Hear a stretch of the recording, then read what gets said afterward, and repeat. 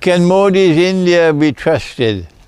And will they fight with Israel in the Malhama? I like the question.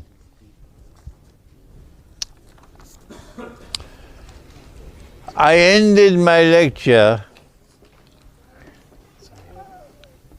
with a statement which I hope will provoke other scholars to continue where I left off.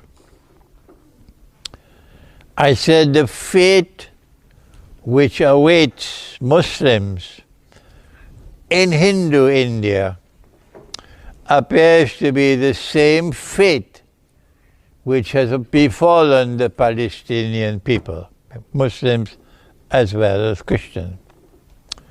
This statement of mine should now be examined by other scholars and do the research to proceed further with the subject from where I have ended. Can you trust Israel's government when Israel is an oppressor? The answer is no.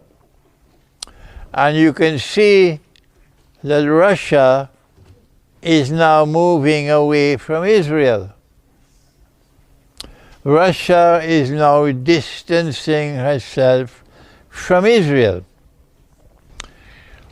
When Israel was attacked on October the 7th last year, Narendra Modi then made a declaration publicly that we stand firmly in support of Israel.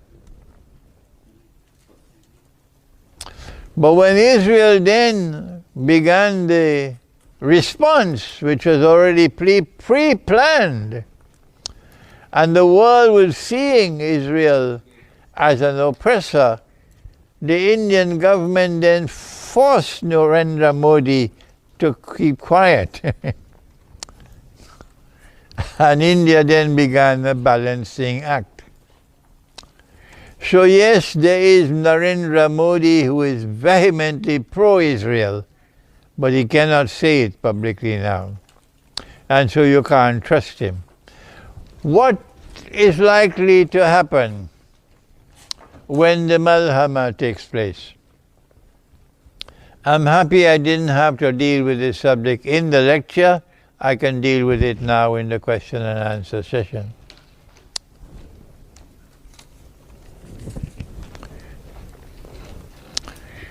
The lecture has built a foundation of a parallel that exists between Hinduism and Judaism, and a parallel therefore between India and Israel. This is the foundation of the lecture.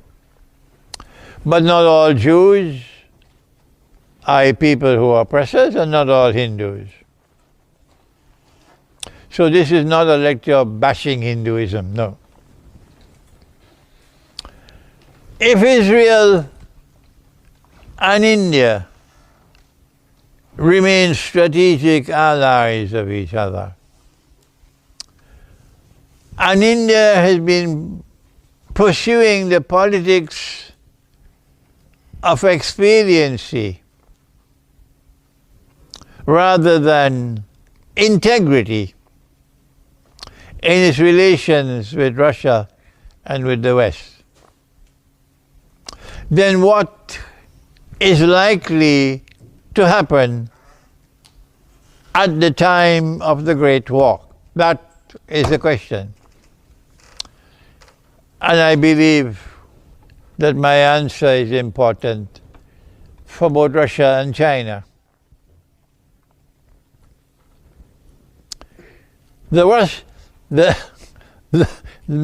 My view is that the Great War cannot take place and will not take place until Israel chooses the time.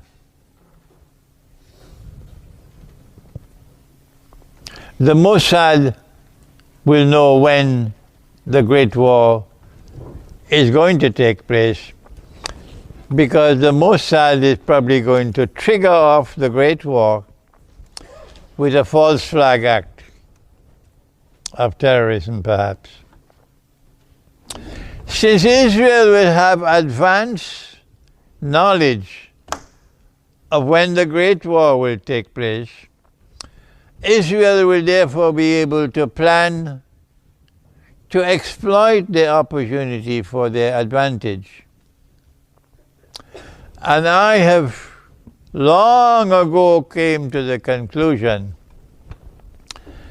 that Pax Judaica cannot succeed Pax Americana. I hope you've read Jerusalem in the Quran. Put up your hands, let me see those who have read Jerusalem in the Quran. Oh, I'm disappointed. That is the most important book of all. Jerusalem in the Quran. It's at the back there. And you've not read it as yet. It was published 20-something years ago. That is the book which says that in Surah Al-Mursalat, when Allah spoke and He says, بعد أعوذ بالله من الشيطان الرجيم انطلقوا إلى ظل ذي ثلاث شعب, proceed to a shadow comprised of 3 parts. And I said this is ayah mutashabiha. You know what is ayah mutashabiha. And therefore it has to be interpreted. But when we interpret the Quran, only Allah can confirm it's correct. So we say Allah knows best. And I have said the shadow is Al-Masih al-Dajjal. And his trademark is 3 parts. And my first application of the 3 parts was Pax Britannica, Pax Americana, and Pax Judaica. I was the first scholar to do that, and I still remain the only scholar. Nobody is prepared. No scholar is prepared to come and stand with me on that subject. I'm all alone. Never mind. Now I say, as I've said before, Pax Judaica is not possible so long as anyone in the world of Islam has nuclear weapons. So Israel has to ensure that both Pakistan and Iran are not nuclear powers.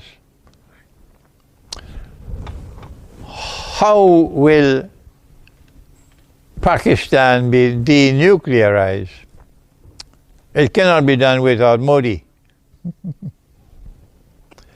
It cannot be done without Modi. So the horrendous news I have to convey to Hindu India is that your Prime Minister and your government are likely to act in collusion with Israel to attempt to denuclearize Pakistan. And any attempt to denuclearize Pakistan is going to result in nuclear war in the subcontinent, with millions and millions dying. But Israel doesn't mind. If millions and millions have to die, Israel doesn't mind.